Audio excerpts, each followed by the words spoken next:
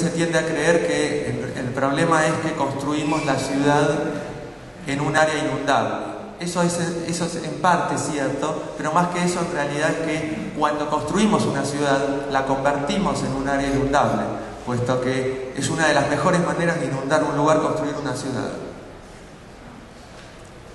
Bueno, este balance hídrico que les estoy mostrando, que cambia entre un espacio originario y un espacio urbano, de las cuencas de la Ciudad de Buenos Aires, se vio alterado por dos procesos fundamentales que alteran este balance hídrico que les estaba mencionando, que son factores sociales locales, o sea, transformaciones de las cuencas en sí, y otros son los factores del cambio climático, ¿sí? Eso significa que los factores naturales no están dados, sino que están sujetos a cambios, y esos cambios son absolutamente medibles.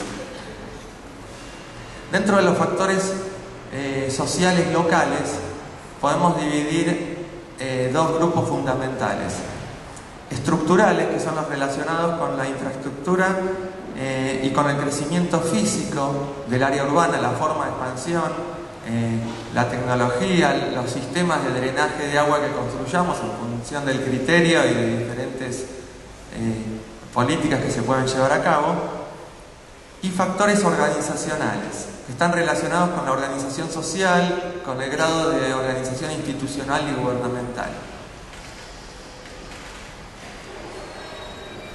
Bueno, dentro de los factores estructurales existe un proceso de urbanización que aumenta la superficie de escurrimiento por impermeabilización, que es lo que les expliqué hace un rato comparando el sistema natural con el sistema urbanizado, edificación de pulmones de manzana y falta de espacios verdes en general.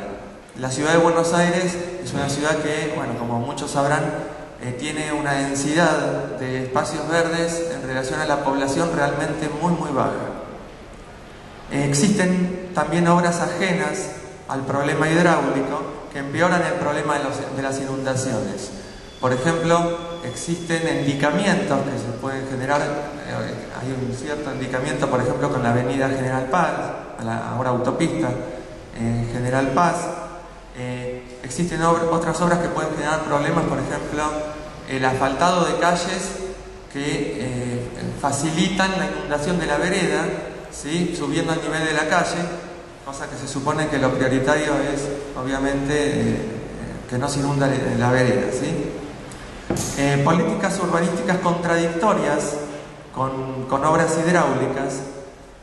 Esto tiene que ver más que nada con que existen políticas que, por decirlo de alguna manera, mientras hay una política hidráulica que va tratando de hacer o de evacuar agua, existen otras políticas que lo único que hacen es aumentar, ¿sí?, la escorrentía, disminuyendo la infiltración. De esa manera estamos de alguna manera escribiendo con la mano y borrando con el codo lo que estamos haciendo.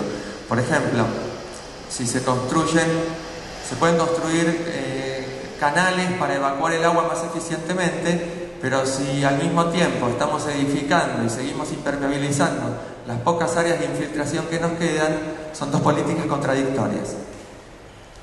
Bueno, y urbanización de zonas naturalmente inundables. No son realmente muchas las zonas que se inundaban originalmente, porque, como les dije, es más la ciudad la que viene a generar la inundación que el sistema natural en sí, pero de por sí existen zonas inundables, y sí hay un conjunto que son sobre todo las zonas ganadas al río. Todas las zonas que están acá en este mapa en color celeste o azul claro son zonas que estaban o por encima del río con muy baja pendiente, por debajo de la barranca originaria, que ustedes la ven, por ejemplo, donde está el Parque Lezama, Barrancas de Belgrano, o donde está Plaza Francia, que hasta ahí es donde llegaba la barranca original. Más abajo de ahí son zonas de una altimetría realmente baja y susceptibles de ser muy afectados también por las sudestadas. Bueno, el entubamiento de arroyos como el Maldonado, el White, el Medrano, el Vega, el Sildañez, entre otros, que complejizan el escurrimiento y los sistemas naturales de absorción de agua. El sistema fue completamente transformado Y a lo largo de la construcción de la red hídrica, muchas veces no se tomaron en cuenta algunos de los...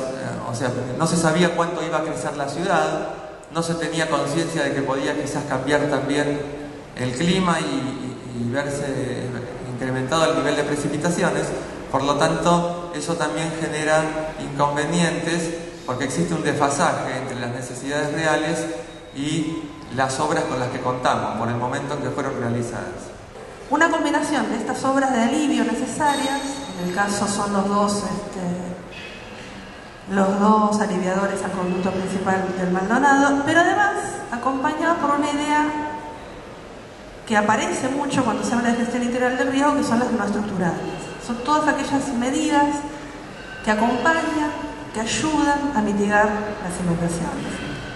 Y yo, dentro de todas estas que están listadas ahí, marqué dos que me parecen a mí particularmente relevantes por cómo estoy enfocando el tema yo, ¿no? O sea, vincular manejo de inundación y gestión urbana. Por un lado, la idea de incorporar un mapa de peligro hídricos al Código de Planificación Urbana para definir qué podemos hacer y qué no podemos hacer en las áreas más críticas, o qué podemos hacer de aquí en más o parar de hacer, porque ya está todo construido, ¿no? Y la otra cuestión es la interacción tanto con el Código de Planificación, con el Código de Edificación, y además una modificación a la Ley de Impacto Ambiental, que también es interesante como plantear desde el punto de vista normativo. Además se complementa con un sistema de alerta temprana, un programa de comunicación y educación ambiental, la capacitación de los técnicos del gobierno y planes de contingencia pensados para atender la emergencia. Con lo cual es bastante más, digamos, acerca a lo que sería la gestión integral del riesgo, por lo menos en el papel. En paralelo a este plan de ordenamiento aparece una nueva lógica en la ciudad, que por un lado acompaña la idea de integrar la norma urbana dentro de un plan hidráulico, que es justamente el plan que quedó en el papel, por lo menos, que es el plan urbano, que incorpora la inundación como problema, que no había pasado hasta ahora, salvo en el plan del 62, no había pasado hasta ahora. Pero a la vez, por un lado el papel, en la ciudad real, lo que está pasando actualmente es que estas áreas inundables, como decía Santiago, se están redensificando. ¿Por qué? Porque muchas veces son las más valorizadas por la inversión inmobiliaria. Entonces, esta construcción de áreas inundables uno debería entenderla, esta construcción o densificación o inversión inmobiliaria en áreas inundables debe entenderse en el marco de cambios en la regla del juego, sobre todo a partir de la década del 90. Es decir, una relación novedosa entre lo público y lo privado, más sobre lo privado, ¿no? Atendiendo más al interés privado que nunca quizás. Y además en un marco de cambios globales, sobre todo patrones de consumo, de algunas clases sociales que en general son bastante afectadas por las inundaciones en Buenos Aires. Es cuando aparecen las famosas torres jardín, ¿no? Entonces, a nivel de la ciudad, ¿cómo se manifiesta esto? Bueno, por un lado la práctica de excepciones a los códigos normativos. Aparecen cosas que no deberían estar por código. Y por otro lado hay modificaciones en las propias normas que habilitan la construcción en altura, en algunas zonas valorizadas, que precisamente son las zonas críticas. Se revalorizan y se redensifican las áreas críticas, y es lo que se conoce la segunda verticalización de Buenos Aires, de los 90 para acá. Es un proceso que todavía sigue. Donde después de un año de los sucesos del 15 y del 19 de febrero de 2010, según datos de la propia Subsecretaría de Emergencia de la Ciudad de Buenos Aires, o sea, del gobierno de la Ciudad de Buenos Aires, se veía allí cuál era el cumplimiento de la ley, que algunos funcionarios del gobierno habían dicho que en 15 días los afectados iban a cobrar el subsidio. En febrero de 2011, y según la subsecretaría, había 8.137 pedidos de subsidio, se había aprobado a 4.395, pero habían cobrado efectivamente nada más que 1.696. Con lo cual, en ese momento había aprobadas pero no pagadas, 2.699. Rechazadas, 1.942, 500 en auditoría, 400 en proceso de resolución, esperando respuesta del interesado por deuda subsistente, 600.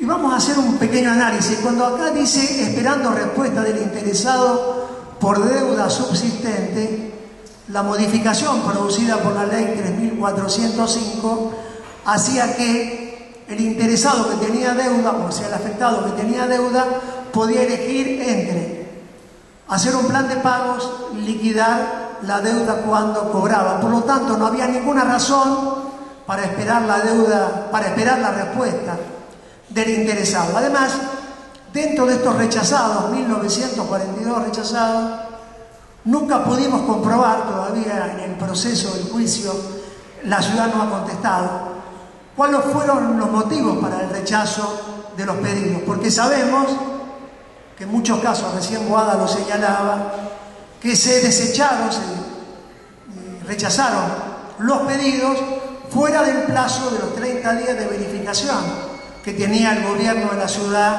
para hacerlo, con lo cual, si pasados los 30 días no había la verificación, y esto sucedió en la mayoría de los casos, el gobierno de la ciudad tenía que haber reconocido el pago de la deuda. Por este motivo, María Médica decidió presentar un recurso de amparo colectivo conjuntamente con dos entidades de consumidores, la Unión de Usuarios y Consumidores IDEUCO, amparo que fue formulado por los doctores Ariel Kaplan y Esteban Cita.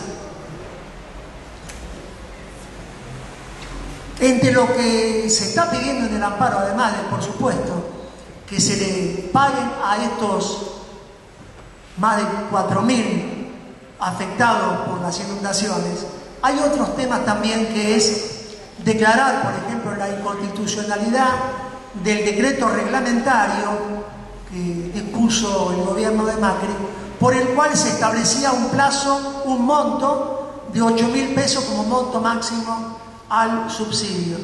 Y esto no es lo que se aprobó en la ley, no es que lo que se aprobó en el dictamen de la Comisión de Presupuesto, que no se estableció un monto máximo, sino que por el contrario, estaba abierto a la petición del afectado y no había que poner monto máximo. Asimismo, también en el decreto reglamentario se estableció que todos los automotores que estaban fuera de la jurisdicción, o sea, aquella persona que circulaba por la ciudad de Buenos Aires, se inundó y su auto se destrozó, se destruyó, no podía hacer la presentación porque no tenía la radicación del vehículo en la ciudad de Buenos Aires. Otro de los argumentos del amparo es que este artículo sea declarado inconstitucional.